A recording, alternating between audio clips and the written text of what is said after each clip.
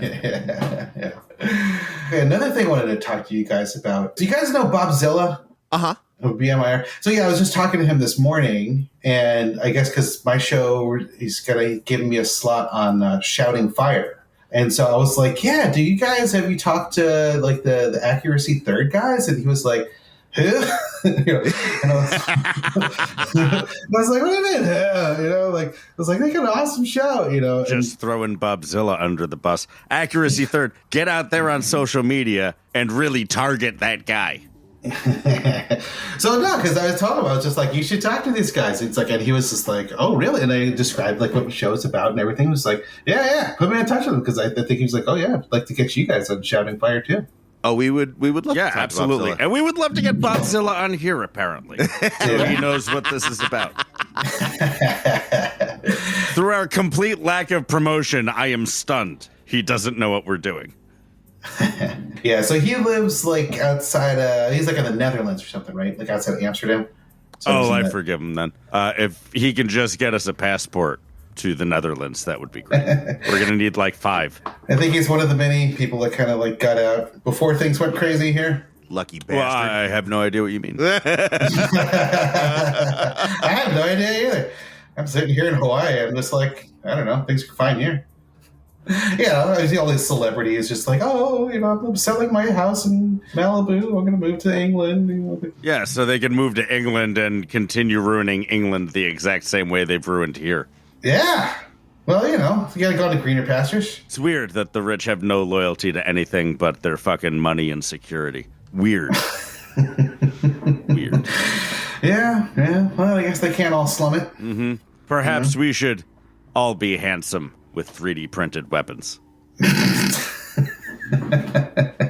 Well, I guess it helps to be handsome. Mm-hmm, I guess. Yeah, with 3D printed weapon. Yeah. A ghost gun requires a lot less filament than a ghost guillotine. A lot more springs, though. You need very specific springs, I imagine.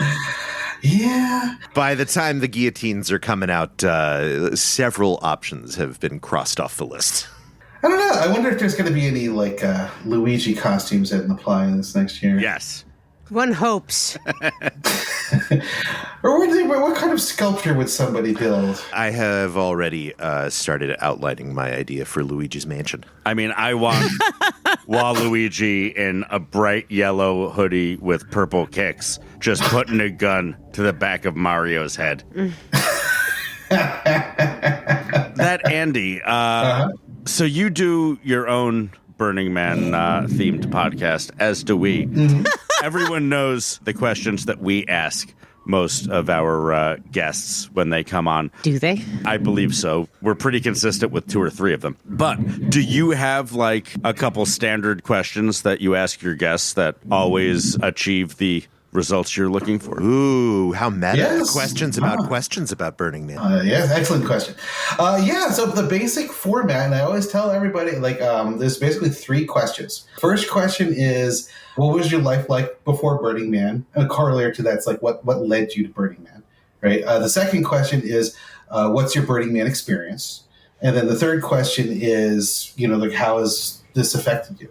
And then after that, it's just kind of like, if there's anything else you want to talk about. But I always put my stopwatch on in the beginning, and so as we're kind of going along, kind of like the things are kind of slowing down. We're like, oh god, it's only been 15 minutes. I mean, honestly, a lot of it's just kind of winging it. And I'm just having a conversation with somebody, and then it's kind of like, the conversation kind of stops. I'm like, quick, ask a question.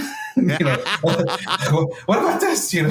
Can I offer you a thing for your podcast? Sure. So I want to, upon listening to your podcast, I want to know why I'm interested in what their life was before we get there. So I feel like you're trying to bring it in chronologically, but maybe starting with what was your transformation, and then life before and life after. I felt. Well, I always try to start with in the beginning, to various degrees of success, usually not very successful. I always kind of start with just introduce the person, and then just hey, give me a 20, 30 second, just kind of like who are you? What's your Burning Man experience? there's people who've never been to Burning Man, or some people who've been to Burning Man who don't know, like any of these people, so I'm always just kind of start off with just like, What's your resume? Yeah, who are you? Yeah, give me like your elevator pitch. It's like we're going up like 14 floors. It's just like give me like the skinny, and then after that, then we kind of go back and just like, okay, where did it all start? I mean, some of them like their background history is like they don't even want to talk about it very much. So it's just like, yeah, no kidding. Like 5 minutes, it's like, yeah, Barn, went to school here down in Burning Man. Yeah. And then just like Burning Man.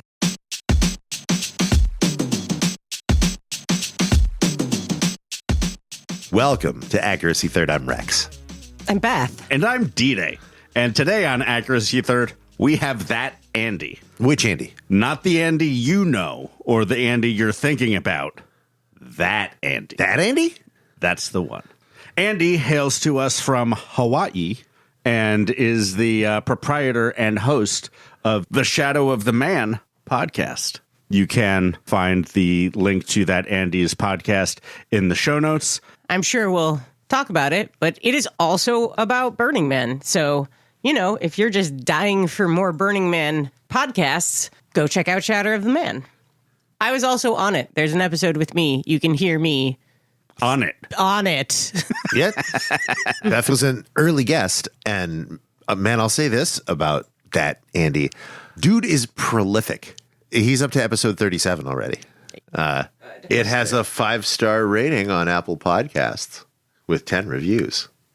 What do we have on Apple Podcast? We have a 4.9 star rating with 105 reviews. Oh, shit, yeah. Good for us. Yeah.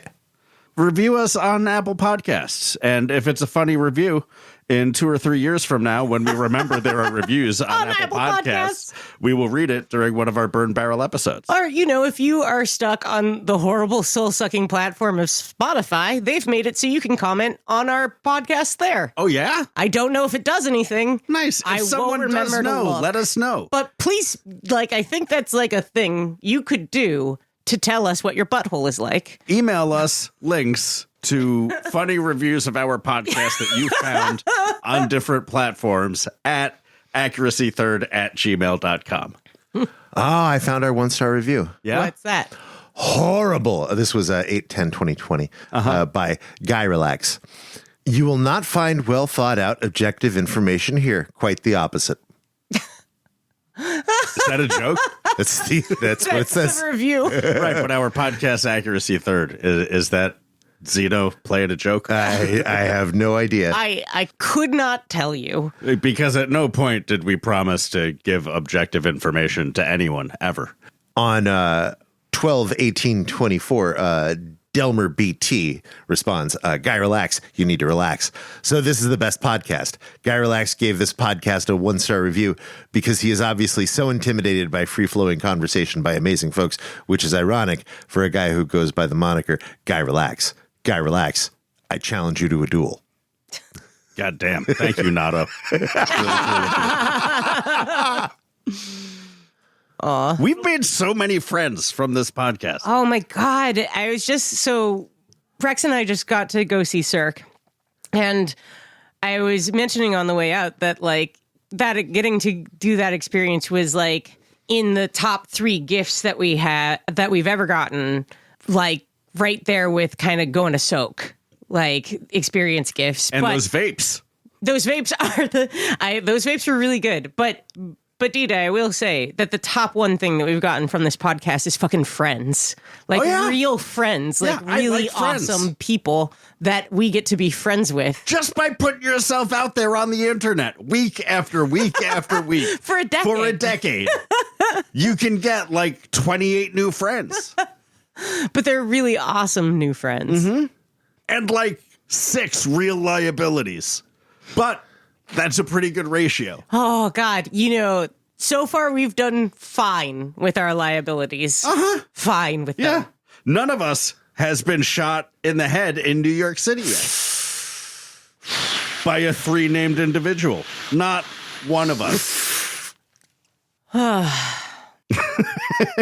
Anyway, review us and stuff. And speaking of reviewing us, you should listen to this interview that we had with that Andi and review how good this podcast is after that.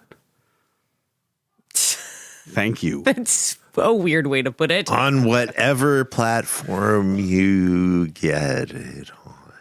And in the episode, we talk about a Hawaiian quote-unquote burn, not burn, which I believe we refer to as balls of fire. But actually, the event is called Falls of Fire. Falls of Fire. But I'm pretty sure we call it Balls of Fire more than once. That's pretty great. That thing has been getting a lot of press. There was a thing in SF Gate about it recently. Yeah. Oh, yeah. There's been a bunch of articles in SF Gate about it. Link is in the show notes. In about 20 minutes, we talk about a profound stoner idea that Andi had once. By any chance, do either of you have any profound stoner ideas you remember? I don't think of my ideas as stoner ideas. I don't. Always stoned, always having ideas. Right? It's the three of us. Oh, yeah, no. I'm like, sometimes my profound idea is like, oh, I can just take a shower if I'm cold. Speaking of ideas when you're stoned, were you guys stoned when you came up with the narcade idea? Yeah, you were there smoking joints with us. You just left before the idea came up. Well, isn't that a great idea that the three of us came up with when we were stoned? I feel like we've had a bunch of great ideas while stoned. I'm pretty sure this podcast was a great idea while stoned. This was a plan of Rex's that he had started processing long before he brought us in on it. But I agreed to it when I was stoned. Beth was there for the birth of this. This came up in the recording session after you left. Oh, yeah, no, we were talking about the podcast. Oh, sorry, I was distracted. Yeah, totally. Stoned, you might say. I want to say that one of the big... Nah, never mind. Listeners should know that we interviewed that Andi after the 2024 burn. So when that Andi and I are talking about the burn with the perfect weather, we are not talking about the 2025 burn and its perfect weather. We are talking about the 2024 burn and its perfect weather. Here's that Andi.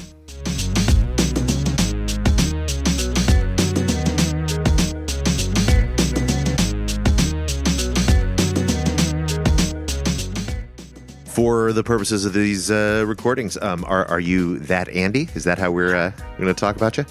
Sure, you can just call me Andi. Okay. Well, Andi, thanks for coming on Accuracy Third. Absolutely. Thanks. Thank you for having me.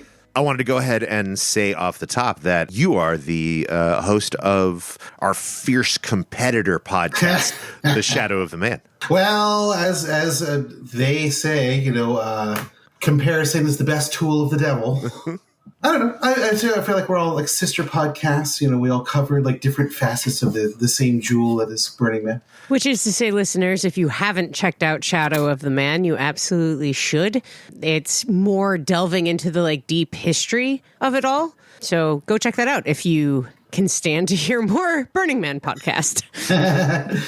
Yeah, my angle, the Shadow of the Man show, it's kind of more about looking at the impact over time of Burning Man on like people, places, and things. One of the few like universal things in the Burning Man world is people keep saying, "Oh, change my life," And I'm like, well, how exactly did it change your life? Like I have an episode coming with Playa Pete tomorrow, and he's been going 30 years straight since 1995. He's done all like the screen printing and stuff, but he's never really like volunteered or he was never staff. And so that's just like that's a different kind of slice. I mean, other people have been interviewed like Coyote, he's been since 96 and now he's like a superintendent. I mean, it's like, how many people do we know have been going for like half their lives or longer than half their lives? What exactly does that mean? What does it actually do to you? And so that's kind of what the show is about. It's just kind of conversations with people, just also getting to know, like, it's like, who are these people? Like some people like I've known for many years. I'm just like, I didn't know you were a male model, right? I can't believe you haven't seen Coyote's cheesecake posters. Ooh, cheesecake posters. Anyone can put snaps online. Anyone. Well, cheesecake goes way back for me. Like when I first went in '96 with my brother, like we went into this tiny little Volkswagen GTI, and there was a third person stuck in the back seat, and we're just stuffed to the gills. Like we even stopped at Reno and picked up firewood. It was like we didn't really read the survival guide too much, other than the directions, But one of the things we did bring was we went to Costco, got like an extra large cheesecake. Oh wow! Yeah, You must have been a big hit in '96. Yeah, 96, first time. Because I used to live in San Francisco. I lived there 94 to 2001. And yeah, I mean, we had some friends who were just in the local kind of arts community. We'd go to these parties in China Basin or Oakland. And I mean, now that I think about it, it's I think that some of them was cacophony events, but I knew them as that, And then I had a Black English woman who's a friend of ours who's like, you should go to Burning Man, it's brilliant, and we're like, oh. And then we have a Xerox that was the 8.5 by 17 photocopy of the survival guide, and basically we just looked at it for directions. It's when we got off the blacktop and hit the playa, they're like, okay, well, point your compass in this heading and then go in that direction. We're like, okay, and we take off. We're like, did you bring a compass? No, did you bring a compass? I didn't know I needed a compass. I know there was not a lot of facilities and amenities in '96, so showing up with a giant cheesecake really makes it the belle of the ball, I'm sure. For exactly 24 hours. Yeah, that's just going to spoil. Yeah, that's why I would never, I have tried before to bring food in for people, and that just means I have a car full of rotting pizza. Mm-hmm. Yeah. Because I think we only had those, we had two of those styrofoam temporary cooler. The fish and chip cooler. Oh, yeah. But I think that we got there on the Saturday, and then that's when the man would burn on the Sunday, and then we left on the Monday. So it was only 48 hours or something. Mm-hmm. So, I mean, I think the cheesecake was frozen when we left San Francisco. That's the best cheesecake to start with. But on top of both your podcasting and your long-term attendance of the event, you are one of the things that I really admire a lot. You are a regional manager, creator, a part of regional contact. Contact? I don't know. Yeah. What do you ever call those things? A regional fluencer. Yeah. Can you tell us about your regional? Sure. Well, I actually founded the Hawaii regional and became a regional contact here in Hawaii, the first one here in 2002. And I think we were only either the second or the third 501c3 in the regional network's existence. So you were on top of your paperwork. Oh, yeah. But it actually surprisingly wasn't nearly as difficult as you'd think. And also, every year, we didn't really make any money, so filing was super easy. Yeah, easy to be a nonprofit when there's nothing that could possibly have been turned into profit. Yeah, I think we only had as much as $1,200 in our bank account over the 10 years. Hey, big spender. Yeah. What does that get you, a grocery run in Hawaii? Nowadays, oh my God. Yeah.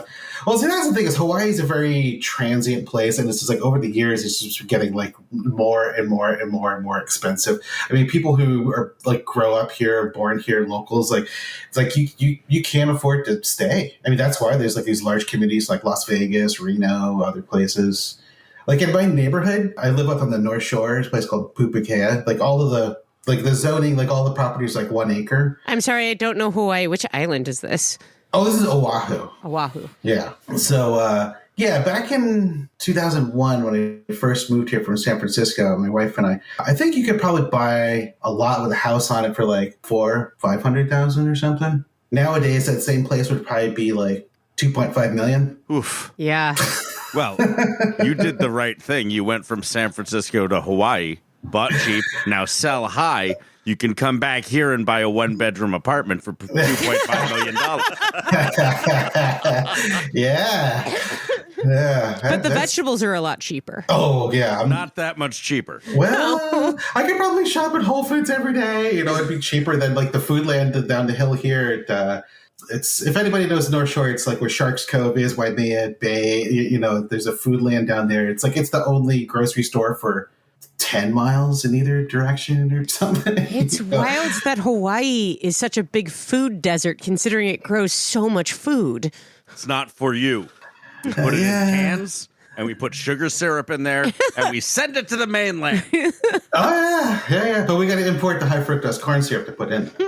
The thing that really shocked me in the very brief time I lived on Hawaii was that you couldn't save money by going to the farmers markets. Just as expensive, just different produce. Yeah. So how big is the regional and how big is the burner community in Hawaii? Well, it's kind of a story. I retired from doing that in about 2012. Good for you. Yeah, I did it for about 10 years. We took it from just like these beach gatherings on the west side. It was like between 20 and 60 people and, like no generators, just kind of acoustic. And we have like a big fire pits and we, A beach party. Yeah, it was about as the picturesque as you could get. It's like this deserted beach. There's a valley, and then there's like a highway, and then there's a beach, right? So the valley is a live fire training area for the Army, right? Perfect for a burn. You always want to be proximate to live artillery. Yeah. No, when we would do the beach cleanups, it's like we would find like 50 caliber like bullets like in the sand, because I think they would have like helicopters like out over the ocean, like shooting inland, like in the. Not while we were there, of course. But I'm pretty sure there's unexploded ordnance on Hawaii. Oh, it's littered. It's all over the place. There's an island called Kaho'olawe, which was kind of popularly known as the Target Island. I think it's been like now returned to the Hawaiians, but that's irradiated. Once they left the unexploded ordnance and blew the shit out of everything on it. We're giving reparations back. Look at us repairing. Yeah, you can like make your own fireworks or something, yeah. But that was always beautiful. We'd had it was facing west, so we'd have like the sunset, and then right at the sunset, like the winds would change to go to offshore. So the thing that we built and burned, all these sparks and stuff, but it would just go out like over the ocean, So it's like, no worries. And then like in the morning, the dolphins would swim by, and you can go out and like swim with the dolphins. Well, that doesn't suck. Yeah, that was nice. But then, of course, as everything goes wrong, it's like when things get too big, right? Then it's like, the DJs came like, we're going to bring generators and we're going to have hundreds of people. And, we wouldn't get to that point. Like the Department of Land and Natural Resources, like found me personally. We're just like, this shall not be happening. You will be personally arrested. And I was like, oh, okay. I guess that's not happening. Wow, that's straightforward. Yeah. So then we moved to like what we called urban events. We would like rent out like a bar or club. There's just one place that had like a big backyard. We'd have like fire spinning, and then these people doing like suspensions. That was hook, interesting. rope. Hook. They'd hook in like the knees and the back. And so they had this big tripod thing they're hanging from. I'm sure you guys have seen that, right? Oh yeah. And then a couple years later, like on the Big Island, we actually had a couple of like multi-day festivals called, that one was called Rebirth. It was 2006, 2007, 2008. I think the biggest one was about, 650 people. Oh, that's a solid reach. Yeah, that's a large. Yeah. And it was like this old like cane fields. And before it was a cane field, it was like an old lava flow. It was the middle of this jungle. We had to have like a D9 caterpillar, like go over and just kind of crush down the lava rock, to make right. it kinda... Otherwise, it's just going to be nothing but shredded feet. Yeah. Put on your shoes, hippies. Oh, there's a lot of barefoot hippies. Yeah. Yeah, I know, especially in fucking Hawaii. Put on your fucking shoes. Yeah. But then there's these things called, I forget what they call them. They're like casts or something. It's basically when there's a forest and the lava like flows in really fast, right? And then like the moisture in the tree, I guess it kind of like just comes out rapidly and then cools down the lava around it. So basically it makes these like tubes. So there was these random just kind of tubes in the ground. Oh, so you just fall like a couple of feet suddenly? Well, they're only about like, 12 inches. So a real ankle breaker. Yeah, but there's snakes living in them now, too. Well, that's the cool thing about Hawaii. It's no snakes. Yeah, that was St. Patrick's first stop. Yeah, all the pictures of St. Patrick's, he has like a lay on. Just scraping out the tubes. Yeah. I wonder if we could make a lay out of shamrocks. We're going to have to cut that. That was appropriate.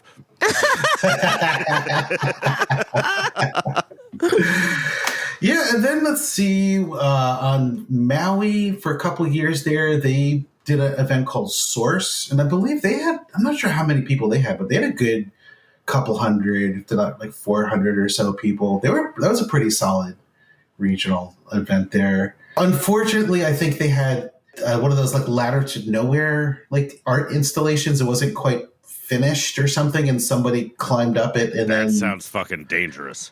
yeah, they fell down, and I guess they became paralyzed or something, and so Shit, but that wasn't your event. Called it. no, not mine. Yeah, no. Maui decided to go off on its own, and we're like, we're gonna do our own thing. And we're like, but you got to do it the right way. No rules, no guy wires at all. So yeah, so then that stopped happening. Oh, well, yeah, it seems, rational to not build ladders to nowhere. That's the where kind high of people will lawsuit climb that'll them. shut you down. Yeah. Yeah. Was it a lawsuit? I believe so. Oof. I wasn't involved in any of that. So Good. yeah, I am so glad for you that you got to do this while not being involved in the lawsuits that Yeah. result from this. Well, I mean, I think the early 2000s was definitely more of like the heyday, the golden period for this. Like now, I mean, even just trying to find a place to do an event, I mean, it's exceedingly difficult. It's like most of the large landowners, you're talking about like the Dole Company or Castle and Cook or the Army or the government, the state. Isn't there or some federal billionaire that owns one of the whole islands out there? Yeah, Zuck. government. Which one? Was it Zuckerberg? I thought No, it Larry Ellison owns Larry Lanai. Ellison. Yes, he Yeah. owns like almost an entire Lanai. island. Lanai. Yeah. Yeah, people are going to buy property even though they'll die and the property will persist. Oh, yeah. No, but he owns something like 97% of Lanai. I mean, it's a pretty small island. Gotta say, what a piece of shit. Yeah. What a complete asshole. And then Zuckerberg owns a good portion of Kauai. Sure. It's like the eastern side of Kauai. Yeah, because one of the things of Hawaii is like you have the legal right to go to like any beach at any time. I mean, maybe not camp there, but you could fish there. And so he was trying to like Restrict that right. Oh yeah, like sealing off access. This is a long-term battle in all of California. Actually, this weird cult real estate place called Sea Ranch got sued so hard that there is now a law in California that every 10 miles there has to be a public access to a beach. Like you cannot not allow public in every 10 miles to the coast. Them's ours. And a bunch of tech shitheels have bought property adjacent to a public beach, which is all of the beaches, and like put up fences and gates and shit to keep people from using the public access. And the thing is, when they do that, legally, you are allowed to burn their property to the ground. I don't think that's right. Ooh. I'm pretty sure that's That incorrect. is the official position of this podcast. Legally speaking, I disagree. So you can legally make your own access at any point across their property. I mean, I can, but you Using shouldn't. Fire. And if it's wet, you got to douse that tall grass with gasoline so that you can get it to really catch. Horrible. Well, maybe diesel or lamp oil. Maybe somebody doesn't have a high flashpoint. So you're still going to Burning Man, the big event? Well, my last year kind of swan song before I left was Core. I think that was 2012, right? Core, that time they did all of those smaller art projects around the man? Yeah, the Circle of Regional Effigies. Yeah. Exactly. Yeah. Circle of Regional Effigies. Okay, that Core. Got it. Yeah. Understand. Yeah. That was like, I had posted something. No, I think it was 2011, right? That Core happened. So I think it was 2010. I didn't go to Burning Man. I was here in Hawaii. I was like watching the camera or just seeing pictures of like what people posted. And I was like, feeling like, oh, I miss it. Like, I want to go next year, but also at the same time, like, oh, like my son was born in 2008. And like by then, he was like 3-4 years old. And ever since he was born, like I was trying to retire, but like no one would let me until finally. So then finally I was just like, I'm going to do this one big last project. project, like at the playa, and then one big last project here in Oahu, and then that's it. I'm resigning, And so, yeah, I remember sitting in my deck. I was still smoking cigarettes back then, and drinking a beer. And I was just like, the idea just kind of came to me, and I was just like, wouldn't it be cool? Like, wouldn't that be so cool? I was like, one of those like stoner ideas, where you're like, wouldn't it be so cool? all ideas. It doesn't mean they're just called ideas. But I was like, wouldn't that be awesome if the man was surrounded by like effigies, like from the different regionals, and then like, but when it'll like the man, so like the fire will have like fireworks going from these effigies into the man, like sparking it off. It's like, what could go wrong? Famous last words. Yeah. But then, of course, that idea got quickly shot down. Crimson was just like, I'm in charge of the fire. It's my show. I will not have you regionals. Like, I mean, just imagine, like, oh shit, we overshot, and now it's going into like the side of the crowd and the other side of the. But then, so I posted like an email on the regionals list. I think it was just like a couple of sentences, and it was just like, oh, wouldn't it be cool to like build a bunch of like regional effigies like around the man for next year in the playa? And it was like, who wants to do this? Like who's in? And immediately like within a day, like a dozen regionals were just like, we're in, we're doing this. And I was like, oh, okay. So I started like organizing it. I got a spreadsheet, and then like within a week or two, it's like I think we're up to like 20. And then so like I went to the project, and I was just kind of like, hey, it's like, you guys have any interest in doing this? And I don't know. I've done a couple of projects for them, and it's always starts the same way, where I'm just like, hey, how about this thing? I'm always known for these crazy ideas, and they're just like, yeah, sure, Andy, whatever. And then it's like, well, if you could make it happen, then we'll talk later, And so I made it happen. It's like I organized all these like 20 odd like regionals, and then it quickly became apparent. I was just like, this is too much for me to do, like from Hawaii just by myself. Like I have a family, I have a job, my own regional, like all this other stuff. So then a friend of mine, Curtis Coleman, I contacted him, or I think he contacted me. He was like, you stole my idea. I was like, what? But I think he had the same kind of like general idea. And I was like, let's work together. And he's like, yeah, And so the two of us have this idea. I don't need this idea. Basically. Yeah. It's like, yeah, you can take the credit and also do all the work. Like, yeah. I have a whole ton of shit going on. Yeah. It's like, that was kind of basically my deal. It's just like, okay, well, Hawaii, like we're the first to volunteer. Like Hawaii is gonna like, we had our iconic, like this Phoenix effigy that we made for Rebirth. And our friend, like Mike Mong, like he would come out, we'd fly him out to Hawaii every year, and he would build it. And so he was just like, yeah, I'll build it on the playa.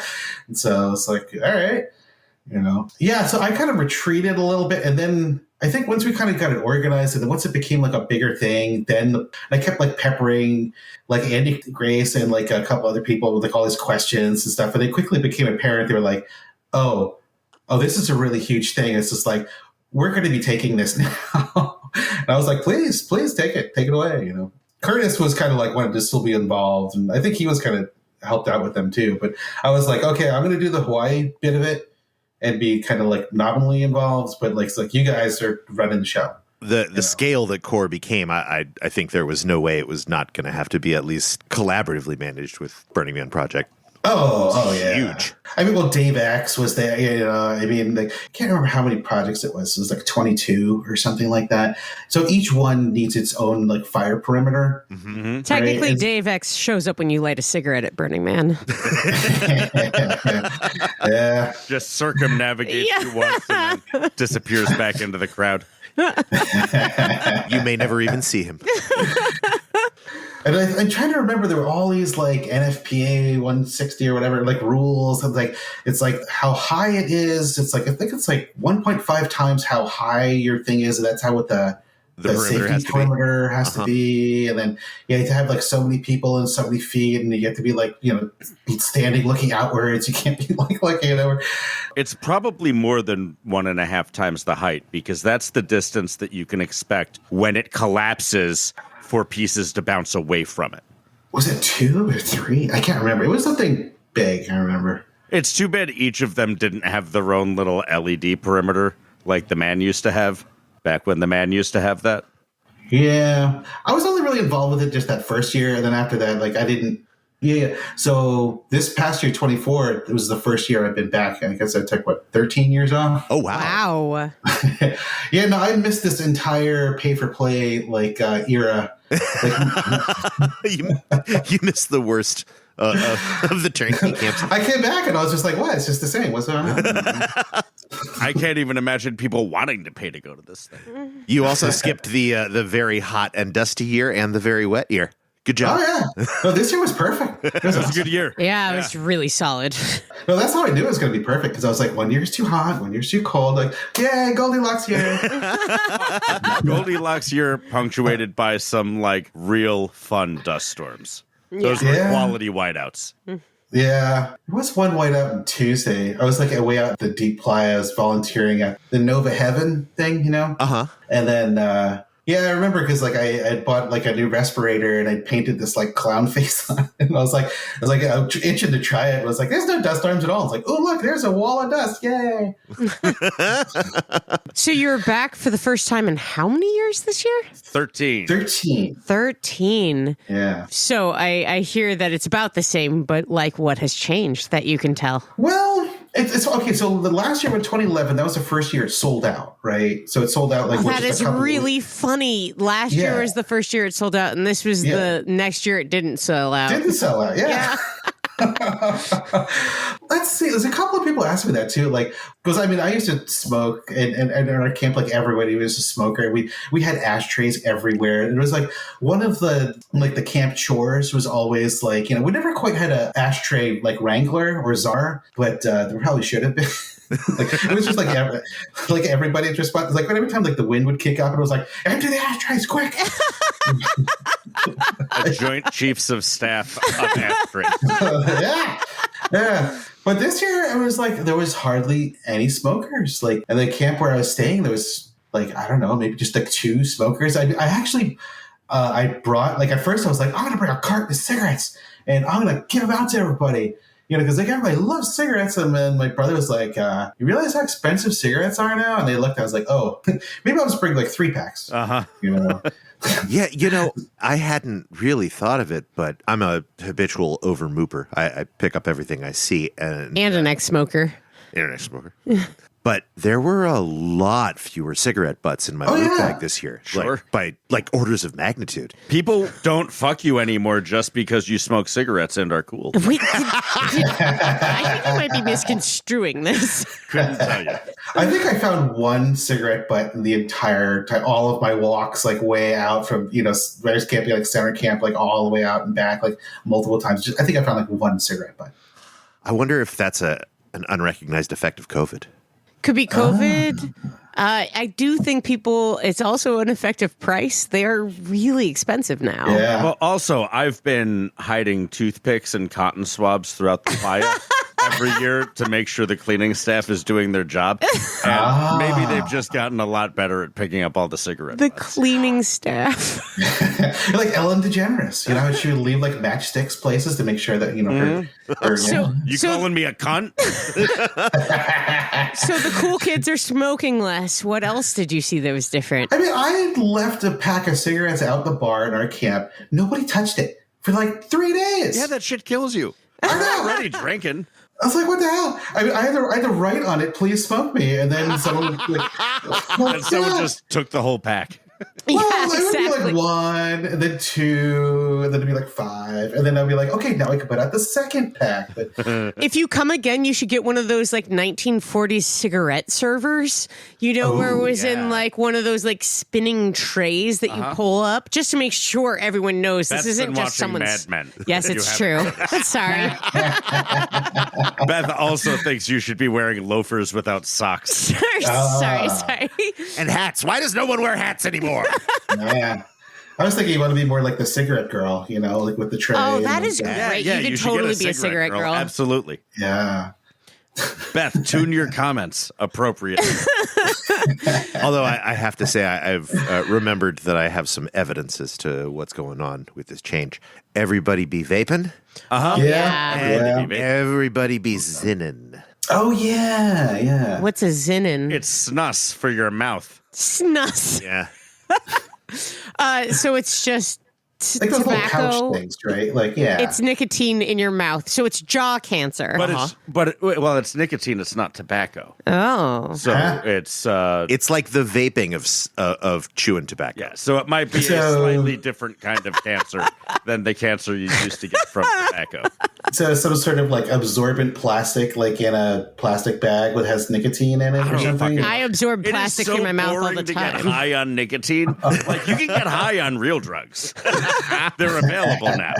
So other than cigarettes, other changes that you noticed in your 13-year gap? Yeah. No more light sticks. That was another one. It's Lights like, on sticks? No, glow sticks. No, light stick, like glow sticks. Like, Yeah. Oh, we these used to things suck. Yeah, back in the day there were Oh. glow sticks and there was EL wire. yeah. I'm pretty sure I still have some glow sticks from around 2011. I'm not sure they're still good anymore, man. I wouldn't know because I haven't needed to crack them. Right. 2011 had LEDs. They were just a lot more expensive. They're a lot Yeah. more expensive and not nearly as bright. They get so fucking bright now. There were Oh, only yeah. 4 colors of LEDs back then. We hadn't Yeah. figured out how to Do all that combine blending different and all the computer programming that makes everything a Oh, fucking my projection God. screen. Yeah, Yeah, only the Tripper yeah. Trap had Figured that out. figured out how to sequence LEDs. But for glow sticks, it's like we used to bring like tubes and tubes of them, and then like we would crack them, and then we would just like leave them in like on our street and make like little arrows out of them. You know, like, hey, come to our camp, like in glow sticks, like in the dirt. So Bring it's like, these oh, back. Throw them out for yeah, us. or whatever, purposeful move, you know. I mean, I remember. Oh God, this is many, many, many years ago. God, it might have been like 97 or something. We saw this strange light, and it would just kind of shoot up into the air and fall down to the ground. And then a few minutes later, shoot up in the air, then fall down to the ground. And we're like, what the hell? And we kind of get closer. And this is like maybe on the 2 o'clock side, like in the back row. Back then, well, that's probably what, like D? or something, you know. And so there's these guys that had those model rockets, right? Uh-huh. And so then they made like a giant, like 5-gallon bucket of like glow juice. I mean, yeah. And so then they would just dip the rocket in the glow juice, put, you know, the motor in it, then woo, shoot it off. Then be like, how do you, where do you, the parachute, how do you see it come down? Like, oh, there's no parachute. Yeah, what are you talking? This is ballistic, my guy. Yeah. So you can see it coming at you, you know? I mean, it's just glowing. You just got to like dip it in the juice before you do it each time. Oh, that is old school Burning Man jank and toxic. I love it. Oh, yeah. I mean, there were people, I remember like watching the man burn, and there were these rockets that would be going off, like flying across it and making these like crazy sounds. Like, yeah, there was all this like homemade fireworks and homemade rocketry. I think you mean pipe bombs. Flying pipe bombs? It's maybe? not a Fully pipe open bomb on one if end. you pack a cardboard tube with black powder. Well, a cardboard pipe. What do you guys think fireworks are made of? Yeah. Oh, speaking of fireworks, okay, this was 97. There were these 2 guys, and we quickly became friends of ours now, like for many years. But they drove across country, and I had stopped in Utah, or whatever, and they literally had like 2 giant like contractor bags just filled full of fireworks, right? And so one of the nights, you know, like we're going out, I don't know if it was like a Thursday, Friday night or something. And back then, like, you know, people would just kind of wander out into the playa with like, you know, a large bag filled full of fireworks. And they would just go and just set them off. And there must have been, because let's see, 97 was, I don't know, was that like 8,000 people or something like that? 8,000 years ago. Yeah. But like of those 8, there's probably must have been like 800 to 1,000 of those people were out there blowing off fireworks. There was like just an incredible amount of fireworks. And so we would just kind of wander. And so we'd have like the mortars, and they have those big packs, you know, that's all the little tubes. And so we're like, okay, for this one, there was the 3 of us, right? It's like, we're going to set up like one of these large packs, and then 2 mortar tubes on either side. And so we set it all up, and we're good. I'm like, okay, 1, 2, 3, light. I'm like, okay, flame. Like, okay, and then I lit one tube, my other friend lit the other tube, my one friend lit the pack in the middle. We start like back up, like, okay, it's back up. And then we're backing up, but my friend who lit the one in the middle was like backing up slower. We're like, come on, hurry up. What are you doing? And he goes, and he stops like he's 10 feet and he starts like walking forward again. He's like, I think I put it upside down. And we're like, and we're just like, no. And so we grabbed him and like pulled him back and we're dragging. He's like, no, but it's upside down. Like the two mortars go up, and kaboom, kaboom. And then the pack just starts erupting. And it's just, I mean, there are things flying at 365 degrees, like this way and that way. Like because he had, in fact, put it upside down. Absolutely. He had, in fact, put it upside down. Yeah. And you could hear the entire city, like people could hear it and they could see like, oh, wait, those fireworks are going off on the ground, not in the sky. Like the whole city was just erupting and like, ah! And then the sirens started, and then just from like every direction there were just sirens everywhere, and we were just like, drop the bag. Like,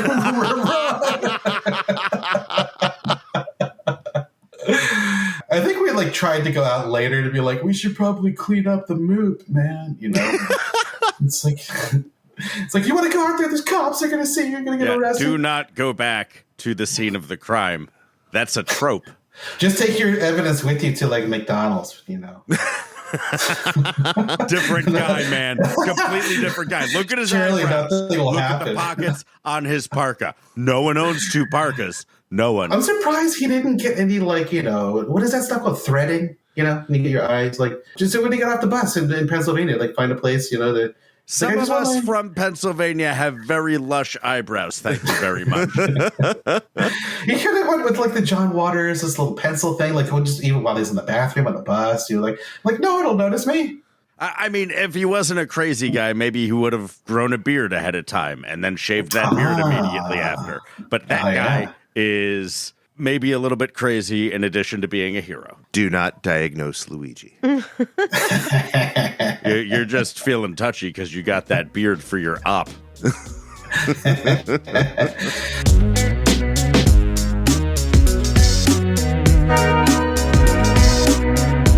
I'm sure you've heard of it, Bianca's Smut Shack. Oh, yes. yeah. Bianca's Smut Shack was maybe the thing that made me fall most in love at my first Burning Man. Here is the place where I get my very slow download JPEGs of topless women on Playa. I mean, I guess people who don't know about it, I mean, it was just like a flat top, like structure, right? With just tarps. And they had like 2 or 3 trucks full of couches. Mm-hmm. And it was all just like couches like everywhere, and a couple of like beds. And I guess their thing was like they would give away like grilled cheese or something. Yes. They had really good grilled cheese. Like, yeah. And then they had like porno, like films, like real to real like films and stuff. And a whole bunch of like magazines and stuff. And there was just people just having sex just all over the place, And so I remember one point like walking around and like around the back, around the side, I could see these 2 like Bureau of Land Management officers.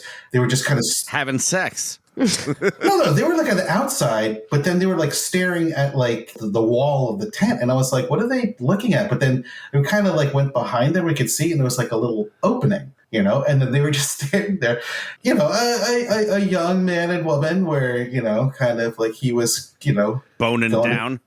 Going to town and some tacos, I mean, licking the carpet. And they were getting an eyeful on the taxpayer's dime. Mm-hmm. Well, it's funny because like we just kind of sidled up to them, and they were kind of arms folded, just kind of watching, and then we're kind of behind them, like arms folded, watching, and then like one of them did the slow kind of just like little like it was kind of like just turned his head just like a little bit, just maybe saw it from the peripheries first, and all of a sudden just like whipped around and like, hey, whoa, like, move along, nothing to see here, move along.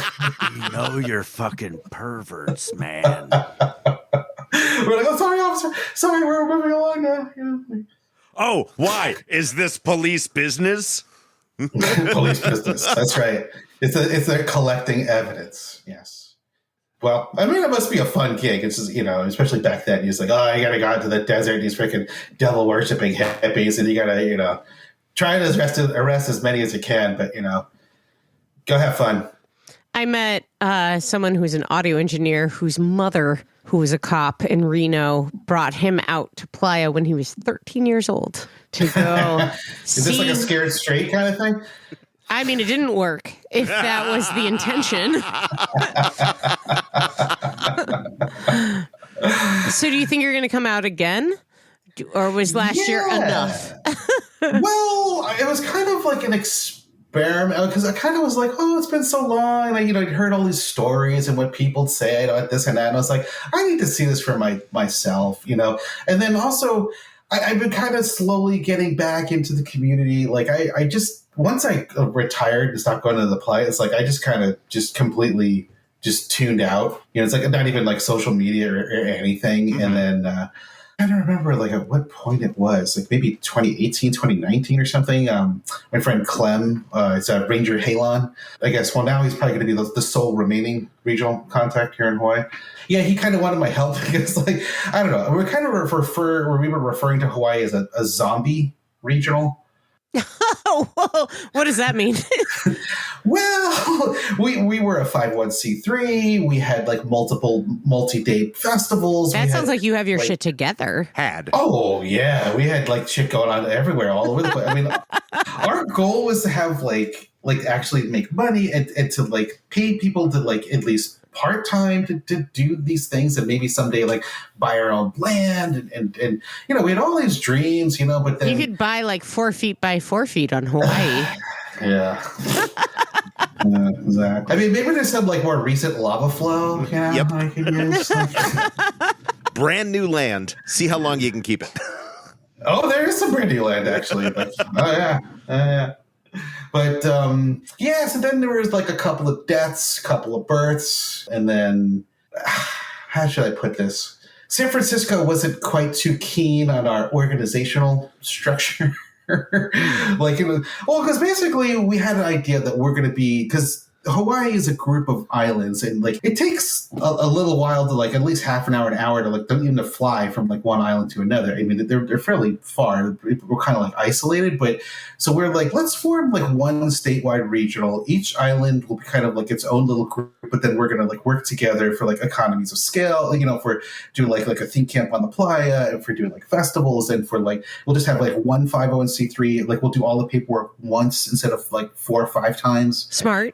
And it was great. So like, and so we had like 5 components. So we had like the central kind of organization that did all like the paperwork and, incurred like all the liability and everything. And then there was like the 4 like main islands. And so then each island would have like its own director. And then we had like an island council of like one person from each island plus like one person from Kapolei Central. And, like every year we would like get together and we would like set the budgets and we'd figure out what we want to do.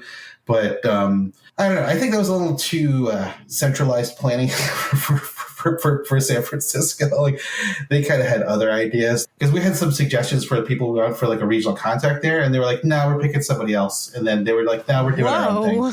Huh. Yeah, Wild. we're just like, okay, And then like my friend John Corbin, who's the regional contact, the first one on the Big Island, he was the guy who found the site where we had Rebirth and everything. Like he went from having a pain in his shoulder to 6 months later being dead. And we're like, oh shit. Like, nice. Yeah, that was like one of our big, huge blows. And then there was like a couple other deaths, and we were just like, so between like, people splitting off and people dying, and then my son being born, and I was kind of like, okay, I need to take a break now. Like, I mean, I passed it on to capable hands, and my friend Mac, she ran the show for a couple of years, but then she moved to Las Vegas and then turned it over to some other people here. Jesus Christ, the culture shock from Hawaii to Las Vegas. Both places where you're going to be dealing with intolerable white tourists. Yeah, I know, but Hawaii is so pleasant. True. There might actually be more Hawaiians in Las Vegas than Hawaii. Yeah, I could understand that. It's really fucking expensive in Hawaii. Yeah. So then after that, things just kind of drifted, and then so the whole zombie thing is just like, we used to be really active, but now just like next to nothing happening, like anywhere. And we did like last year, I organized like a Hawaii leadership conference, and we went over to the Big Island, and then here's a whole other part of the story. Do you guys know Frostburn? in Pennsylvania. We've heard of, and haven't been, but we've talked to some folks that have been. Yeah. I don't know. Going from Hawaii to Frostburn, I'd be like, get the beds. Yeah, I can believe how going from Hawaii to Pennsylvania is some sort of a culture shock. Yeah. So anyway, this guy, Teppy, so he's one of the regional contacts there. He's like, Western Pennsylvania or something. He's like involved in Frostburn. So he bought something like 15,000 acres, like in the Big Island, like north of Hilo. And we're like, oh, wow. And like, Stephen Raspo was like, oh yeah, talk to him. We're like, oh yeah. And he was like, yeah, I want to do like a regional event. And we're like, yeah, let's talk. And then it was like, we wanted to do this like, because there were this zombie regional thing. It's like we were trying to like get people together and just to see, have like, the regional like Hawaii leadership conference just to see like what people want to do. And he's like, yeah, come and like on my land. Like I just bought this land. We'll like hang out. Maybe we get. And we're like, oh, things are starting to work out, guys. Like this is awesome. Then we get there, and it's pretty clear that he just kind of wants to do his event. And we're like, oh, but what about, what if we use your land? And then, like, I don't know, there was some mixed signals and miscommunication, and some words were said from this person, that person. And, we're trying to, like, work things out, but he just kind of wants to, like, do his own thing. And then colonizers, man. Pennsylvania's full of them. Oh, we kept all of the Indian names. We sure did. Well, that makes it okay. But yeah, so then he, and so his event is called Falls on Fire. And so he did, I guess he did the first one like last year, and then he did like a second one this year. I was going to ask you about this event because I've read some of the news. Have you heard of it? Uh-huh. Yeah, well, what did you read about it? So it wasn't good. I read that it is in serious hot water with the local authorities because they're real callously skirting permitting regulations. Wow. Yeah. No, because that was one of the things, like, when we had the meeting with him, we're just like, okay, kind of like I was talking about the whole Maui thing. I was like, okay, if you want to do it right, it's like, I made like literally like a manual of like how to do this. I still have it, It's like, these are the permits you need. These are the people you got to talk to. You got to talk to the local police, the local fire, and find out who like the local politician is, like get in nice with the locals, like especially with the Hawaiians, like, and we told him all these things. It's like, you're getting a special use permit. Like, here's where you go to get it. And he was just kind of like, I'm doing my own thing. I want to give him a reason to check on what we're doing. So I guess there was like I don't know, it was like a SF gate or something like that. That sounds right. Yeah. That's yeah. So a reporter. So I think it was actually one of his neighbors. But like last year, because we were like, oh, well, what about your neighbors? Like, no, they're all cool. And then it turns out like, it's like, yeah, this one neighbor, like other people say he's pretty crabby, but he's pretty nice to me. But then it turns out he was the crabby neighbor. And then he's the one person who's like causing all this trouble. And he was the person that contacted the reporter. And Teppy, he actually talked to the reporter. Because I guess like... do you have this footage? Well, it's a paper, a print. What's not a... Oh, okay. Yeah, we can link to the article. Oh, okay. Yeah. So I think that a stink was made by the neighbor, and then he riled up like people, the local community, and then they talked to the reporter. And I think to Teppy's credit, he reluctantly talked to the reporter because he was just like, like all of these misconstrued ideas are going out there. It's like, maybe if I talk to them, maybe I can at least kind of set the record straight on a couple of things, But I think he attempted to do that, but then kind of committed some unforced errors along the way. Like pronouncing TP Tepe?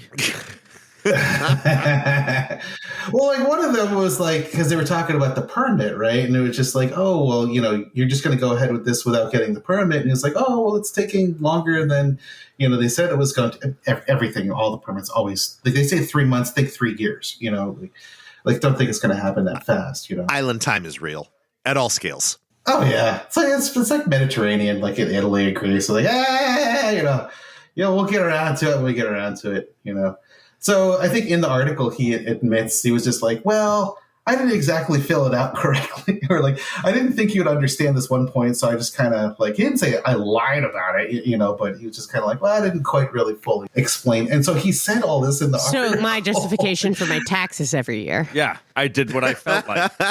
I tried to be truthful as much as I could. Yeah, I didn't lie to the government. I lied to my tax guy, and he lied to the government.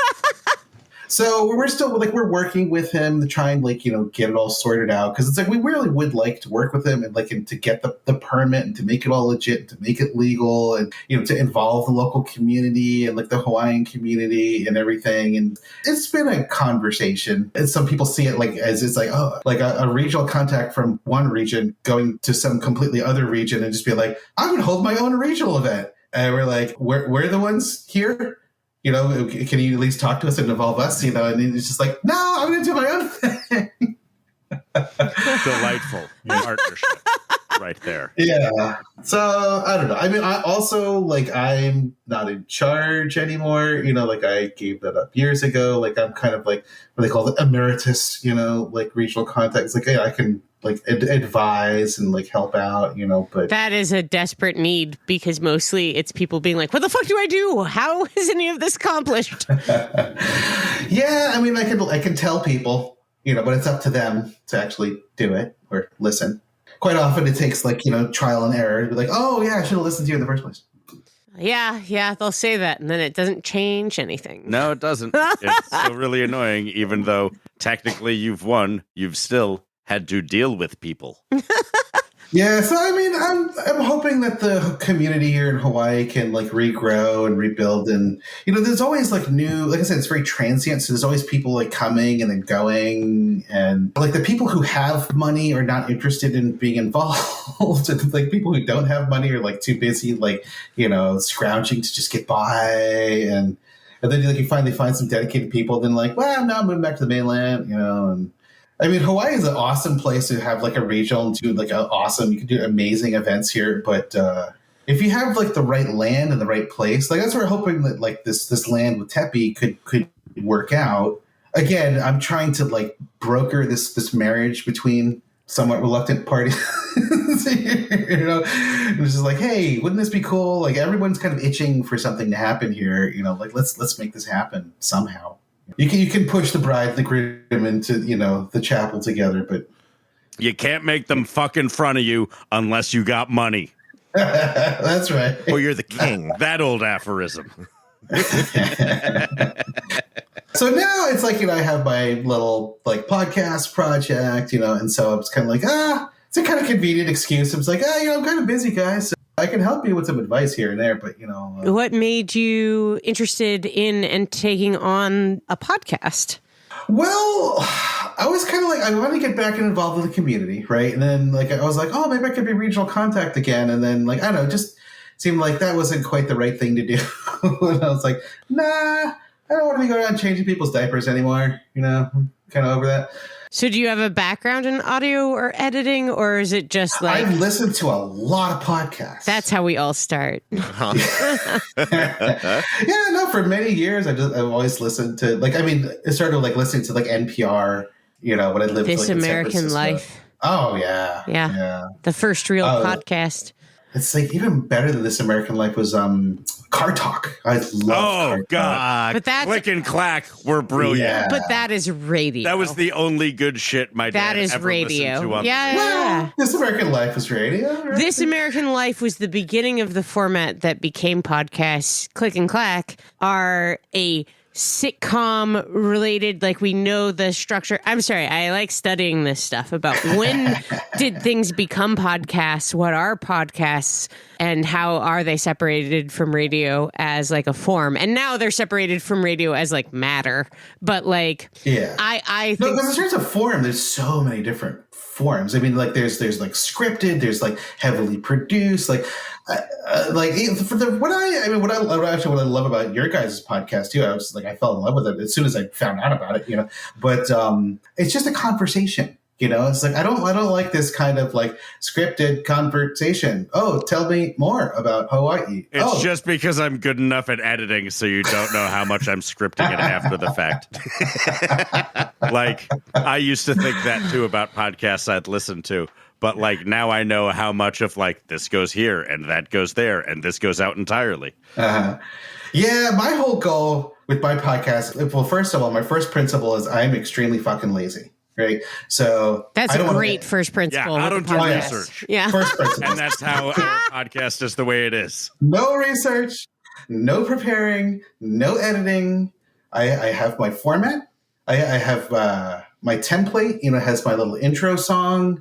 And then I have the audio, and then I have like the outro song, like the housekeeping and outro, and then that's it. You know, so when I interview somebody, I use Zoom, right? And then I record it, and I just have like a little what do you call it? Not disclaimer, the thing in the beginning.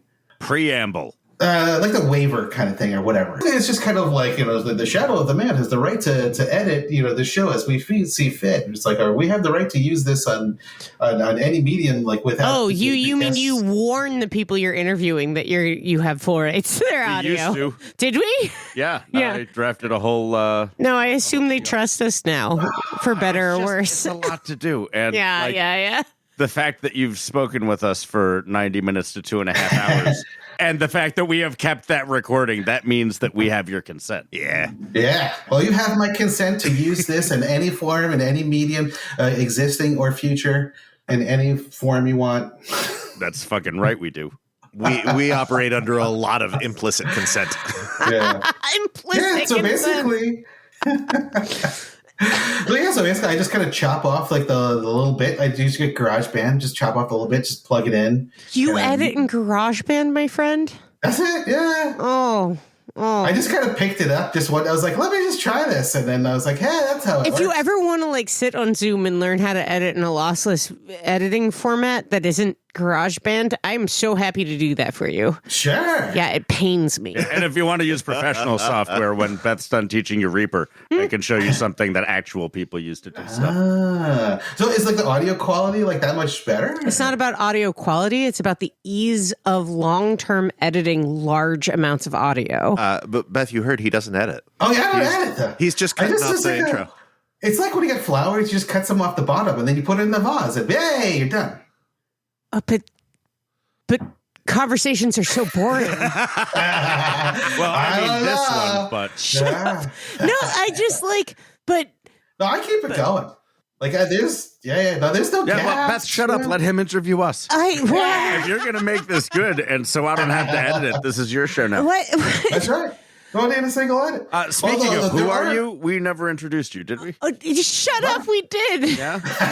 Who's this? My name's Andi.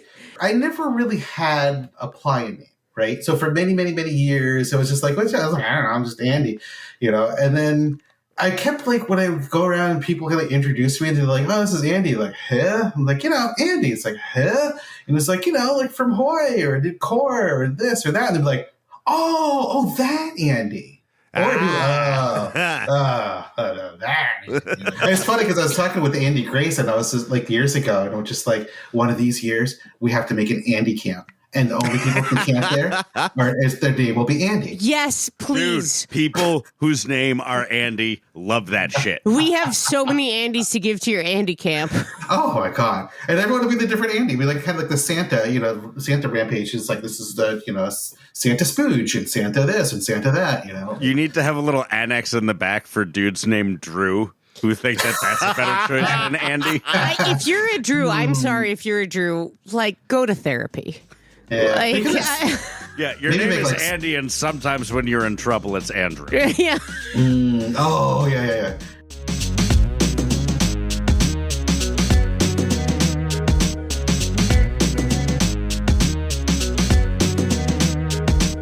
All right, so let's flip the script on you because you've got this bimodal Burning Man experience. How did coming back to Burning Man change you? Ew. How did it change me? That's a great question. I I mean, I was kind of out of it for like the longest time. You just not even going on social media. Mm-hmm. I mean, like now, I guess kind of getting more involved. Like I've been posting a thing or two here or there. I remember years ago when I was like the regional list, like the email list, it used to be a much more vibrant place with like discussion and it'd be, people would be like debating things and there would be like, hot takes and people like arguing like with each other. I mean, nowadays it's pretty tame. Like there's hardly any discussion going on at all, So that was always kind of the thing that like, kind of drove me. I was like, I love like debating with people, like and talking about like, or I'd think of an idea or something and just be like, put it out there, like, what do you think? Or and everyone's like, I fucking hate the org. Oh yeah. They sent out a bad email. They are always sending out bad emails. Yeah. And then I was kind of known for like giving people homework, like the other regionals. Like one of the things I did in 2004, I started this thing called the Regional Information Center. That became the Regional Network Center, and then got folded into being like everywhere. The RNC? You created the RNC? Yeah. My God, the harm you've caused. Oh, but people were so resistant to it in the beginning because I was like, it's real simple, dude. It's got to be just a place where it kind of like, you go to just a place for guys, white guys. Just white guys, nobody else. Who don't get fucked. No. It was basically the idea was like when you go to a conference, I work in the healthcare industry, right? So, like, sometimes you go to these conferences and... Watch out. I know. Oh, we have duress alarms now. Like, yeah, we've had those for a couple of years. Uh-huh. Yeah, no, I work at a nonprofit. We have emergency alarms, too. Yeah. I work at a university. We also have emergency alarms. You need to feed the emergency alarm industry. That's the point. Yeah. I work at Burning Man. We have tea on Thursdays.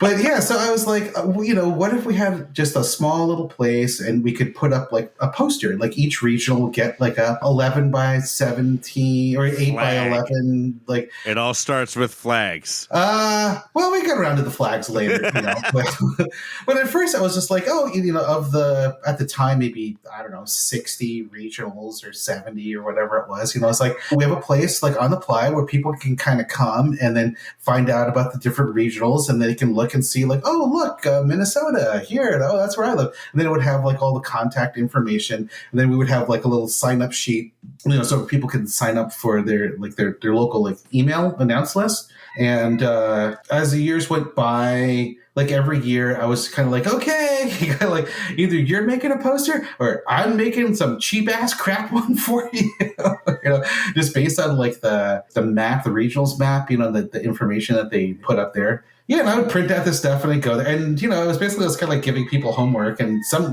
of the people did it, some didn't.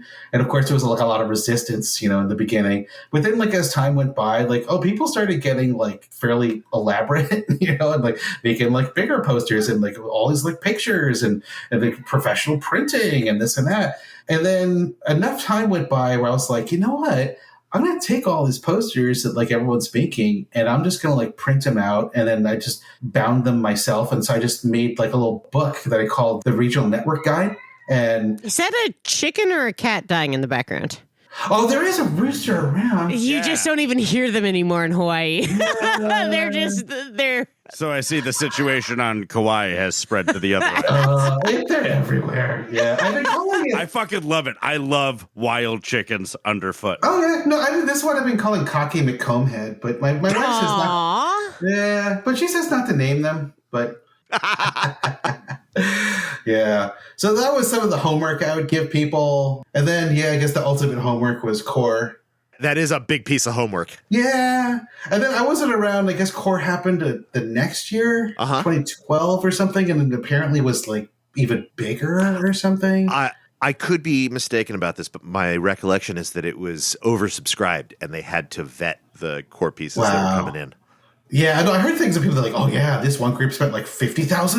And I was like, what the fuck? I was like, what the hell's going on? People are crazy.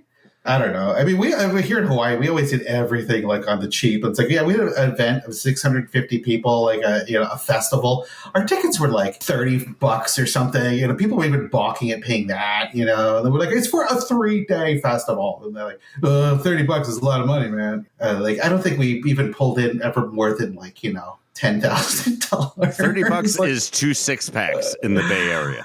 Yeah, no, we joked around. Oh, kind of beer you're drinking. But no, we joked around that like maybe we should grow a bunch of weed like in between. And then when people show up at the gate, we're just like $30. That's a lot of money. But like, yeah, but you get a free eighth of weed. Hey. They're like, yeah, now it's worth it. Now that's what I call a value add. But like, spending $50,000 to like, I mean, I don't know. I guess like everything like in the playa has gotten more expensive. People bring in like bigger and bigger things. And I don't know. There's a guy here that runs a camp, and like I don't know. Just some of these camps, there's like hundreds of people. They're like, oh yeah, we've got 300 people. Each person puts in $300. I'm like, what do you get for that? They're like, a place to camp. Yeah. Like, what? I'm like, so you're bringing in like $90,000? Like, yeah. What are you spending money on? Like, well, there's like a generator. Like, yeah. But I could live off $90,000. Yeah. There's a generator. There's some portos, I assume. There's some food. I assume a kitchen. No, food was extra. That was, yeah. And then all that other stuff was like extra. It's like, you want electricity? That's another price. You want food? That's another price. You know, like, Motherfuckers. There are some shiesty. Why am I doing this thing? I believe it. Yeah. I mean, for me, I never really was ever in a camp was more than like 25 people or something. You know, like each person would put in $500 and then we would like get all the food and cook. And you know, it was still like hierarchy. There was a couple of people who would do most of everything, but like everyone else would kind of band together to like do all the things that we needed to do. But I always found it was kind of nice. It was like a smaller camp. You don't have like a huge footprint. You don't make a big, huge mess. I think under 50 is golden. And over like 125 is absurd. I'm going to go ahead and say over 70 is absurd. No, because I just wonder about like some of these camps where there's just, regular burners and like, oh yeah, I got like 300 people. I'm like, well, what are you doing? You should interview them and find out. Yeah. They have spectacular answers to those things. I bet there are people that like are still talking about their high school glory. Guarantee it. I guess we talked to the folks from Heebie Jeebie Healers, and they are one of the larger camps. Yeah, they're pretty big. Yeah, but they don't have like a theme camp. They're professionals who are plying their trade at Burning Man. They have 8 refrigerators. So they have a theme camp. Like their kitchen is incredible. Don't you point your eyes at me like that. This is a civil interview. They have a proper kitchen. Don't you sound like D-Day's mom while you say that? Yeah, I gotta say, I fell in love this year with just those like the Mountain House, just like freeze dried meals. Backpacking like pouch food. Yeah. Oh yeah. Yeah. Because I flew in from Hawaii and I was like, okay, I could bring 2 duffel bags. Like I could have like each one up to 70 pounds. And I had to bring like my tent. I had to bring like everything I needed. Like, I mean, water and stuff I was going to get there, but I was like, I need to bring all my food. So it's like, I'm just going to do the freaking camping, like the dehydrated thing. Those things are actually pretty good. And they worked out amazingly well. Now I'm like with our camp going back next year. I was talking with my brother and I organizing it. And I was like, okay, we're gonna have like a rudimentary kitchen. We're gonna have like a hot water heater, maybe like a toaster, maybe a microwave, but that's it. It's like everyone's gonna bring their own goddamn food, and you're gonna make it yourself. And I was like, yeah, this is awesome. Like you have like food for the entire week, and like the garbage that will just be like half of one garbage bag for like all these people. And then it's like, and the other thing was like getting ready to go. Like with not having alcohol and not like cooking food, it's like we can eliminate like all of the shopping. It's like we can just gotta go, load up everything, and then take off. Like we would spend like a day or a couple of days like prepping and preparing, and then the tail end, it's like, oh, there's all this like waste, and then there's all this stuff you gotta throw in, and it would have like a sea of coolers, and oh, we gotta get ice, and like, oh shit, chicken like leaked out into all of my cheese. Oh, if you just go for like the cheapo, like, well, not exactly cheap, but cheaper than raw chicken. Yeah. Cheaper than having all your food spoiled by raw chicken. Yeah. Oh, God. No, we love our cheese in our camp. And I was like, if you mess with the cheese, it's just like, oh, just That's fine. Cheese is so much less dangerous than raw chicken. I'll bring cheese on a camping trip all day. Yeah. I have gone way over prepared with food and way under prepared with food, and I'll go under prepared. Oh, it's so much better. I have no appetite out there anyway. Someone is going to feed me something eventually. I just need to make sure I've got enough salt, and I'm good. I'm only bringing like 1 to 3 cans of soup back these days. I used to end up bringing like 30 cans of soup, bringing like 18 back. Not anymore. Yeah, I'm with you. Yeah, 10 cans of soup. Like when you get down to 4 cans of soup, you start rationing them naturally. I've been having my dehydrated potatoes just at home as a treat when I'm cold at night. It's really smart. You want to go in on like one of those big containers of potatoes together? Like we'll just bring out some mugs. Because you don't have to buy the little cups, Beth. We could just have like those are styrofoam. I don't like that. Yeah, okay. Right, you get like the 5-gallon bucket. Yeah, the Idahoan. It's shaped like a half pint of milk from your school, except it's like fully 14 inches square. You know, I've always had this like fantasy about it's like, okay, what if we actually brought the amount of food that we're actually going to eat? How would you ever know? Oh, come on, you just know, right? No, so you show up for like, you know, like I'm going to be there for 10 days. It's like, all right, that's like 3 dinners, 4 lunches, you know, like it's like maybe 5 breakfasts. You go to Costco, you get 1 giant container of pub mix, 1 giant container of peanut butter pretzels, and you're good. That's like 14 days right there. Yeah, I mean, everyone would think that you're utterly insane. And you're just like, no, just watch. You're not going to be able to shit, but you are going to be able to eat. 3 party-sized bags of potato chips, 2 party-sized bags of mixed nuts. I'm good. Look, our bodies are meant to go through rough times. We need to change what we're doing every once in a while. And so a 3-week fast where all you're eating is peanut butter pretzels is actually good for your intestinal health. As And you know what? Go nuts. Bring out half a pound of dried apricots. Yeah. There you go. We're set. Die of sulfur poisoning. Now I get the ones that are hard to chew like ears. We could have like a prune bar. Prune bar sounds great.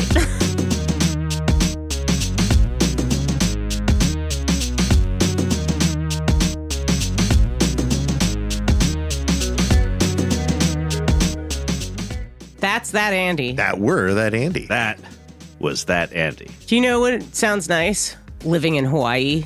Living in Hawaii does sound pretty nice. It sounds nice. I'm not financially stable enough to buy island prices things, but the time I spent there was nice. It's pretty cool to visit. Yeah, I don't know if I would go island crazy because it was just too small town with nowhere to go and still really hard to get anywhere. I'm going to need a place that's hard to get anywhere from that is large, you know? Yeah. I need a sprawling compound, not a compact compound. If you are interested in funding our sprawling compound, you can support us on Patreon, just like our supporters on Patreon do. Thank you to all of them. And thank you to the 2 of you. Aw. For 10 years of podcasting. Oh, fuck yeah. It has been 10 years. Yeah. Decade. Don't worry, listeners. We're not going to waste your money with a sprawling compound in Hawaii. We'll buy cheap Nevada land or something. Maybe Southern Oregon. Yeah, Southern Oregon. It's full of bugs. It is full of bugs. Yeah, thinking back on like the most miserable evenings I've ever had in my life, which were in southern rural Oregon. Let's maybe strike that entire idea. I've only been bitten up like once in Nevada.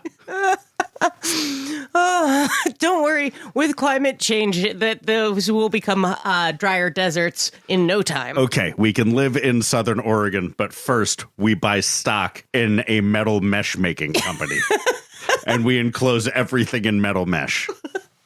Because I can't live in Southern Oregon in the summer and be inside as much as we were inside that year. We were inside the whole fucking time. It was really hot and full of different kinds of biting bugs. Yeah, that's not at all times. We don't go to that part of Southern. They nearly killed Biggie. They did almost kill that Biggie, dog. that like 30-pound fucking dog almost got anaphylaxis from being bitten by like 3,000 bugs an hour. Oh my God. I'm so sorry. In the winter, it's lovely. That's what I hear about Oregon. Lovely in the winter. Actually, both of our summer trips to Oregon have come with like real physical risk. Oh, yeah. Huge liabilities all around. Catching sunburns in the fog. Every single one of us almost lost our cars, except for Front Tug. Had Front Tug not gone, we just would have camped on that entrance road to the dunes. Oh my God. One of the things we talked about in this episode with that Andi is how back in the day, nearly almost everybody used to smoke at Burning Man. It's one of those things that like just kind of diminished in our culture really, really rapidly. So I created a taste test for us to try out while we do this outro. In the past couple days, I have picked up a pack of Parliament Lights. No. And a strawberry, kiwi, banana nicotine vape and some Zyn black cherry tobacco lip pouches, which we're going to try right now. I absolutely refuse. Tobacco makes me fucking fall down. That'd be funny, though, if I had actually done that, right? Yeah. I like. Even when I smoked, I didn't want no parliaments. I do think it has rapidly changed to a lot less smoking. I empirically so. Because of the garbage. Yeah, when we went out on our moot walks, I found nary a cigarette, but I can't remember. No, that's not true. I found like one, and I remarked on it because I found They used to be one. fucking everywhere. Yeah, they used to be, and like not that long ago. They used to, like, clog up the urinals. Ew. Oh, yeah. Gross. Because they're sponges, so you pee on them and they get big. Gross, dudes, gross. You don't know that it wasn't ladies backing up on those urinals? If you are peeing in the urinal, you are a dude. Your genital shape doesn't matter. You're a dude. Yeah, but if you're sitting down peeing and smoking, that urinal is a pretty handy ashtray. That's true. It is. You're right. Oh, also gross. Yeah. Smoking Accuracy in the toilet. Third is Gross. produced by dudes. The music in this episode is by me. It's called Boom Bap Bip or something like that. Boom, bap, blip. Maybe Boom Bip Bop. Bap, bap. Boom Bip Bop. Why not? Beep, bip, by bap. me. Dita, I've really been enjoying your music being in the transitions. It's Thank fun. you, Beth. It's made specifically for them. Yay! It is so distinctly different than the handful of royalty-free pieces of music that are in every fucking podcast in my feed that come off the YouTube royalty-free music channel. I know because I've been there. Yeah. I mean, I'm not a great or even a good musician by any stretch of the imagination, but there's intention behind it. Yeah. And when you have a computer shit out some stuff it has recycled from other ideas completely unintelligibly and unintelligently, you can fucking tell that it's got no spirit in it. I don't necessarily think the YouTube royalty-free stuff is AI generated. It's usually got a composer or performer attached to it.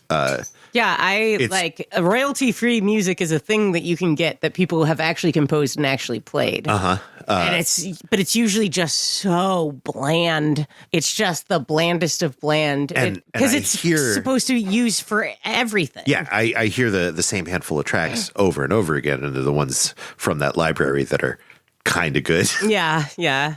If anyone is interested in creating or producing or compiling music for this or any other podcast, the one thing that I can suggest for you is quiet, louder, quiet in intervals of like 15 to 30 seconds. Do a couple of those, and like that is usable all over the place. Also, if you are a musician and want to share your music with us to use in this podcast, we would love that. That would be really cool. We love putting other people's music in this podcast. It's been a real honor, some of the folks that have allowed us to use their music, and it makes me really happy when we get music that I love. So please, if you are a part of a band or make music yourself and want to share it with us, we'd love that. we can promise you exposure to dozens, maybe hundreds of people who go to Burning Man and listen to podcasts probably in the background while they're doing laundry. But we met a person at Burning Man when we went to go see what was it called this year? The band in the black hole. Oh yeah. Dr. Feelgood's Throbbing Extravaganza. Was that what it was called this year? No, I came up with that off the dome. I remember one was like Starship Hot Dog or something like that. Hot Dog Starship. Yeah, that was last year. I don't remember what it was. It was this year. In any case, it was Bobby Joe, Ebola, and friends. And friends, exactly. And we ran into someone who had heard Bobby Joe Ebola for the first time on our podcast and had gone out and saw him live several times since then and was there seeing them at the black hole. And it was like really sweet and touching. It was like, oh, we got to expose you to someone that you absolutely love. Like Putting out new tracks on YouTube all the time. One dropped like last week. Oh. Like 3-4 months ago, by the time any of you are hearing this. I found out from my Spotify wrap-up that there was one day that I just listened to Life is Excellent over and over and over again. And I was like, oh, I remember that day. Was it? Was it an excellent day? It was lots of crying, like just processing how awful everything was around me and like needing a cathartic, like something to hold on to. I love that song. Yeah, one of the really neat privileges of this project is that we get to connect people with stuff they didn't even know they were interested in. And new community like the Discord. It's fucking rad watching this little corner of Burning Man culture coalesce around listening to this pod. It was neat seeing all of you see each other at the listener party. Yeah, that was cute. Yeah. Y'all are cute. Join the Discord.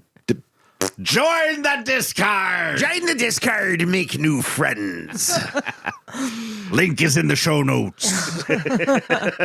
Like and subscribe. Yeah. And, if you're one of those people that finds the Discord... The Discord! the discourse about Burning Man particularly poisonous on, say, Facebook or Reddit, this is a really fun and nice and loving community that is super supportive. It's like one of the least toxic communities I'm involved in. Aye, the discourse on the Discord. It be healthy. DJ Slurm is now on the Discard. If you would like to rejoin the Discard, Beth.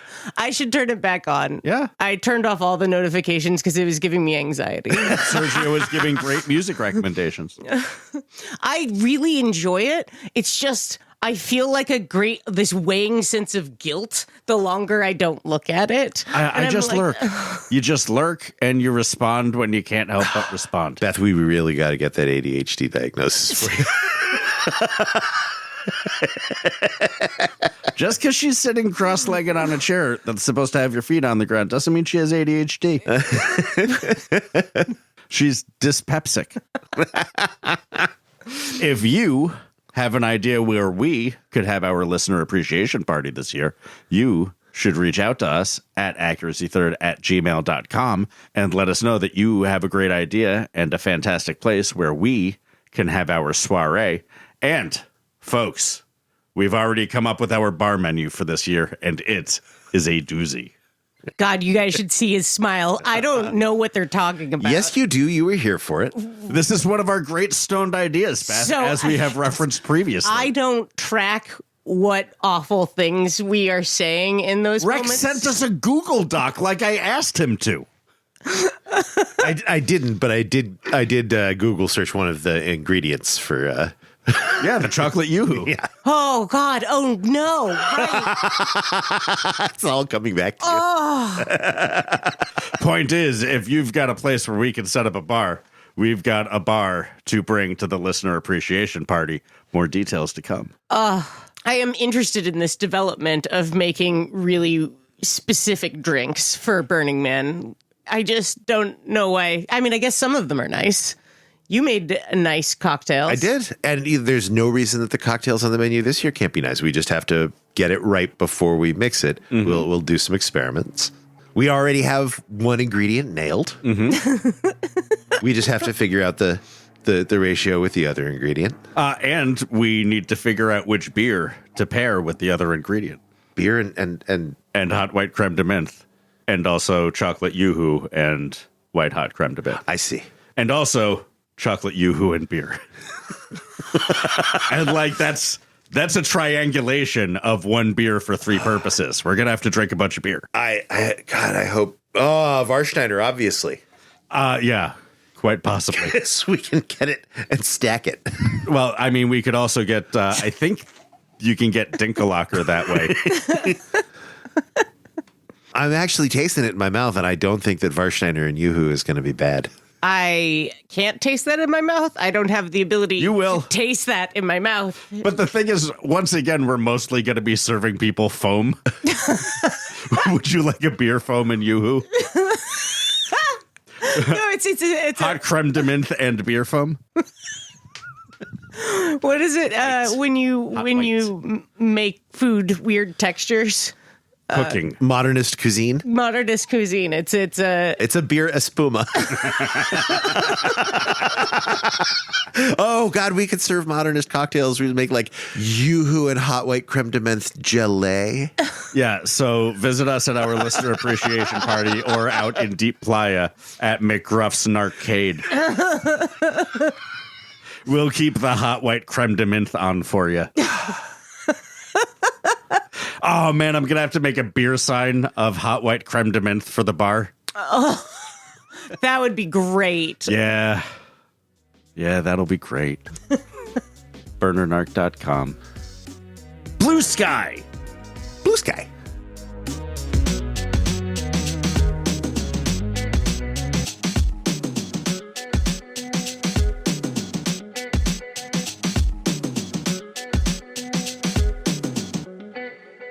The whole point is to not have your asshole smeared with shit. Yeah. I believe the point is that I have more than enough of an episode here already. And we can stop talking about how you guys poop on my podcast. Point is, I bought a portable bidet this year. Oh, yeah. Because Rex is going to use it at Burning Man, which I find distressing. distressing. Really? Yeah, no, he's got one of those like bug sprayers that you pump. It's not. It's not. You crouch above a bucket while It's not. It's USB powered. Ooh. But you know that one ply. Use your own charger. The worst. It is the worst. That isn't even one I ply. am sick of having shit on my hand, or even running the risk of having shit on my hand. So I am. Well, you got to use toilet paper, not just your hand. You were out there this year. How did the toilet paper work compared to just your hand? Wait for me. Yeah. I mean, you know, I missed the big day, you know, but you got to use more than you normally do. It's so. But bad. I don't know. Maybe I should bring my old, roundup sprayer and just fill it with water and see what happens. I mean, get a new one if you used the old one for Roundup. That's not. Yeah. Well, you don't want weeds, do you? Monsanto doesn't care about people's lives. Nothing beats a Klingon like some glyphosate. This motherfucker and his words. Andi, thank you so much for Thank recording you with us. guys. This was such a blast. Yeah. So I would love to have. So Beth, can I have you on my? Oh, please. Yeah. I am the worst of these interviews, though. No, he'll it's be just asking a you questions. conversation. Beth, you're going to have a great conversation. Yeah, I asked you the questions and then you just talk the whole time. Yeah. Sure. Yeah. Fuck yeah. Well, we're not recording, or you're going to cut this out, right? So we're all done. We edit. This is. But we will let our listeners know that Beth will be appearing on I am In the super Shadow of the happy Man to podcast. randomly shout at you about Burning Man. Yeah, happy Well, to. how can I contact you? Her phone number is Shut up. I will email you on the Accuracy Third one where you can actually get a hold of me. Okay, yeah, and then I'll send you my contact info too. Excellent.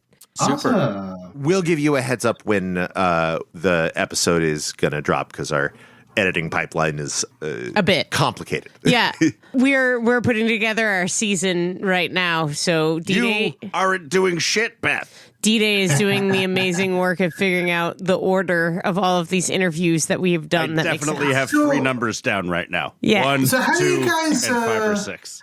So you guys like gang tape like a bunch of stuff and then like do it all like later? It depends on Availability. Yeah, on when stuff comes in. This season, we've, by happenstance, like basically finished a season before we started releasing them. Which has never been our goal, but is fucking great. It has always been my goal. Shut up. It has every single time been my goal. The episodes won't be done because we won't have done intros and outros for them yet. Oh, okay. I'll have somewhere between like 7 and 12 interviews ready, and then hopefully 3 weeks, if not 2 days before it goes out, we'll all sit down and intro and outro it, and then I'll carve it up and slap it together, and then Rex listens to it and proofs it, and then we put it out. Oh, you proof it? You actually listened to your episode? Yeah, It's not ideal. Like, I'm going to listen to I this. listened to like the first like 5 minutes and I'm like, that's good enough. It's not. I don't know. I think I have like way too much confidence. No, there actually have been a couple of times I had to edit a couple things. Like my second guest was Taya Coleman, and I mean, she was the only person there because I always just be like, yeah, thanks, and then I put it out a couple days later, and then they're like, oh, I don't know how I sounded like. Oh, I want to change this. I'm like, too late. It's already out. Done. No changing. We've done that with a Ranger episode where we're interviewing a bunch of Rangers, where we gave it to Burning Man to like look over and let us know if there was anything that wasn't appropriate. And we've done that with our hardcore DPW episodes just because we're like, don't edit yourself here. Mm-hmm. Know that you'll have a chance to edit yourself if you don't like what you're saying later. Uh-huh. But like, so maybe a handful of episodes we've allowed the people on them to like review for specific reasons, but mostly you're a shit out of luck. Yeah, no, I trust you guys. Like, whatever. Use whatever you want. Awesome. No editing. So I just sent you a picture. It's actually two people. So the person in the foreground is my friend Crispy. If you'd like, I can replace their face with like a giant dick. Whatever you want. Yeah. Whatever you feel like. No, I'm looking at it. I think that is a great episode photo. So I'm the one in the background. Yeah. Oh, yeah. Super.